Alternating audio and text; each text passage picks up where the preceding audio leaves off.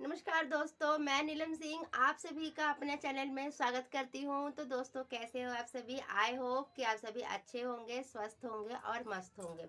तो देखिए, आइए जान लेते हैं साल 2025 में धनतेरस कब पड़ रहा है। ठीक है, तो देखिए साल 2025 में धनतेरस का त्यौहार 18 अक्टूबर दिन शनिवार को पड़ रहा है। ठीक है, क्योंकि दिन शनिवार को पड़ रहा है तो शनिवार के दिन हमें बहुत सी मतलब सोचना पड़ता है हमें ऐसी कौन सी चीज़ें हैं जो हमें खरीदना चाहिए, और बहुत सी ऐसी भी चीज़ें होती है जो हमें नहीं खरीदना चाहिए। ठीक है, तो शनिवार का दिन तो आपको धनतेरस का पड़ रहा है। ठीक है, तो लेकिन क्या है ना, इस शनिवार को पूरे दिन आपको खरीदारी नहीं करनी है। ठीक है, और जो खरीदारी करने का जो शुभ मुहूर्त है ना, वो आपको 12 बज के 56 मिनट यानी कि 1 बजे के बाद आप खरीदारी कर सकते हैं। ठीक है, और ये 19 तारीख को दिन है रविवार, तो संडे को ये एक शाम के 3 बजे तक आप खरीदारी कर सकते हैं, जो ये धनतेरस की खरीदारी करने का आपका शुभ मुहूर्त है। ठीक है, तो दिन शनिवार 18 अक्टूबर और 19 अक्टूबर दिन रविवार शाम के 3 बजे तक। ठीक है, तो शनिवार के दिन है, जैसे आप जानते हैं कि लोहे की वस्तु वगैरह हमें शनिवार के दिन नहीं खरीदना चाहिए। ठीक है, शनि देव का दोष लगता है। ठीक है, और झाड़ू है तो झाड़ू तो हमें जरूर ही खरीदना चाहिए।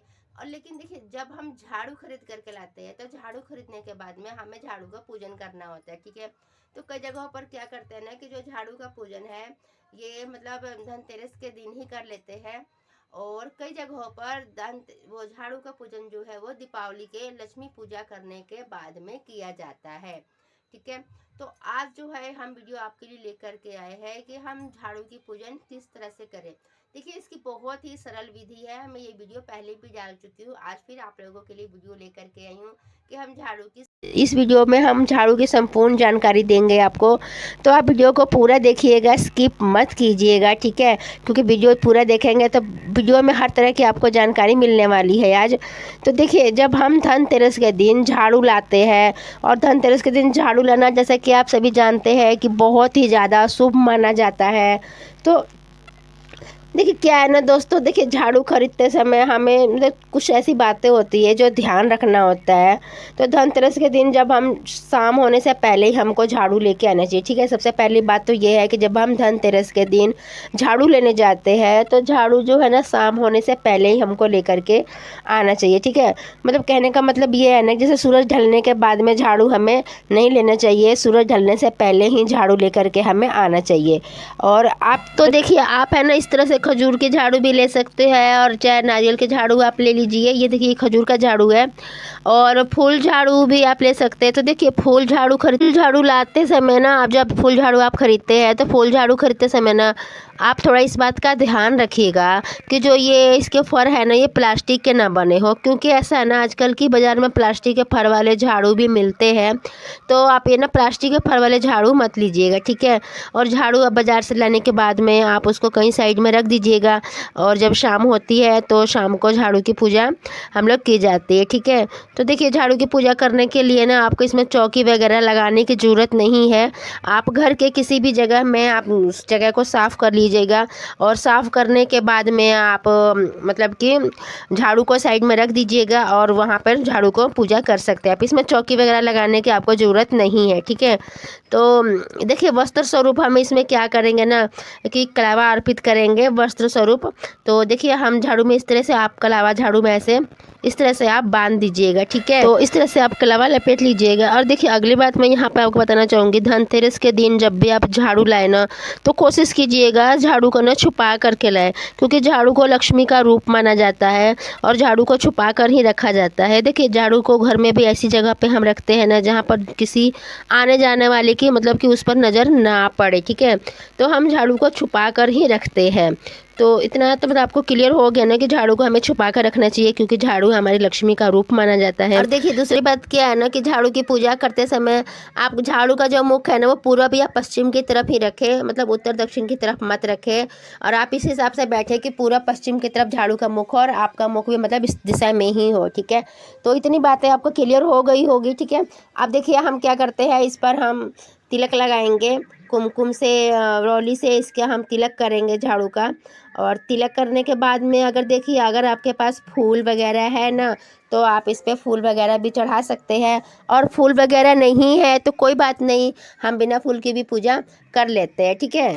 तो देखिए हमारे पास यहाँ फूल है तो हम फूल अर्पित कर देते हैं, मतलब फूल हम चढ़ा देते हैं लक्ष्मी माँ को, झाड़ू को, क्योंकि हमने लक्ष्मी का स्वरूप माना है झाड़ू को हमने, तो इसलिए हम झाड़ू को, अपनी लक्ष्मी माँ को हम फूल यहाँ पर चढ़ा देते हैं।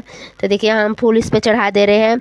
और फूल चढ़ाने के बाद में देखिए दिवाली के दिनों में मतलब खील बतासे तो सबके घरों में मिल जाते हैं, तो आप खील बतासे भी इस पर चढ़ा सकते हैं, ठीक है। क्योंकि धनतेरस के दिन हम इसकी पूजा कर रहे हैं, खील बतासा नहीं भी है आपके पास में तो आप कुछ भी मीठा वगैरह बतासा वगैरह ला करके आप इसमें चढ़ा दीजिएगा, ठीक है। उसके बाद में अक्षत भी चढ़ाइएगा, और अक्षत चढ़ाने के बाद में धूप दीप वगैरह दिखा लीजिएगा। देखिए हम यहाँ पर तो मतलब धूप दिखाते हैं, क्यों नहीं माना जाता है, तो इसलिए हम धूप का ही इस्तेमाल करते हैं, कोई भी पूजा पाठ वगैरह करते हैं। तो आप भी जहाँ तक हो सके धूप वगैरह का इस्तेमाल कीजिए, ठीक है। अगरबत्ती ज़्यादा यूज मत कीजिएगा, धूप ही जलाइएगा, क्योंकि देखिए गूगल धूप है, तो आप इस तरह से आप धूप दिखा लीजिएगा। और आप उसके बाद में दिया जला लीजिएगा। दिया आप घी का या तेल का कोई भी दिया आप यहाँ जला सकते हैं। और दिया जलाने के बाद में हाथ जोड़ करके लक्ष्मी माँ से मन ही मन लक्ष्मी माँ को आमंत्रित कीजिएगा अपने घर में आने के लिए, और घर में दिवाली के दिन लक्ष्मी माता हमारे घर में आए, ऐसा हम अपने मन में कामना करते हैं। और देखिए पूजा करने के बाद में जल आचमन, मतलब जिसको आचमन कहते हैं, तो जल समर्पित जरूर कीजिएगा। और जल समर्पित करने के बाद में आप चारों तरफ से जल से आचमन दे दीजिएगा, और आचमन देने के बाद में आपका पूजा हो जाएगा झाड़ू का। इस तरह से हम झाड़ू का पूजन कर लेंगे। तो ध्यान रहे कि हमें झाड़ू का पूजन सूर्यास्त से पहले ही करना चाहिए, ठीक है।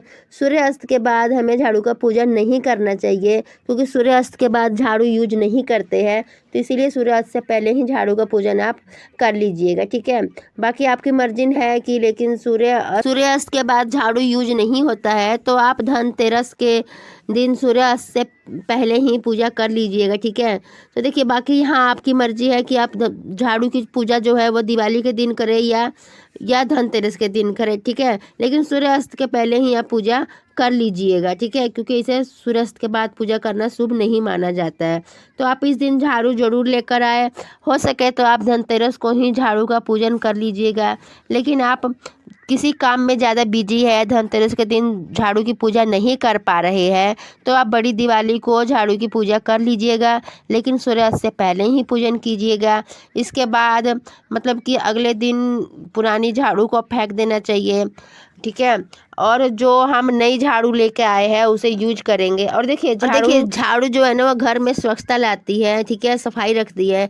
झाड़ू को लक्ष्मी का स्वरूप माना जाता है, इसीलिए झाड़ू का पूजन करना जरूरी है।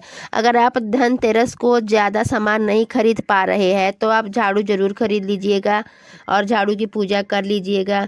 और साथ में आप धनतेरस के दिन झाड़ू लाते समय धनिया जरूर लेकर के आइएगा, ठीक है। साबुत खड़ा धनिया जरूर लाना चाहिए। पुरानी टूटी हुई झाड़ू जो है उसे अमावस्या के अलावा अमावस्या के बाद या शनिवार के अगले दिन फेंकना चाहिए, ठीक है। इसके अलावा कभी भी झाड़ू गुरुवार या एकादशी को या पूर्णमासी हो तो उस दिन हमें नहीं फेंकना चाहिए, ठीक है। इस बात का आप ध्यान रखें। और देखिए शुक्रवार के दिन हमें झाड़ू को नहीं फेंकना चाहिए, क्योंकि शुक्रवार जो होता है वो माँ लक्ष्मी का दिन होता है, ठीक है। इस बात का आप ध्यान रखिएगा, ठीक है। तो इस धनतेरस आप झाड़ू जरूर लेकर आइएगा, और जहाँ तक कोशिश कीजिएगा कि झाड़ू को छुपा करके लेकर के आए।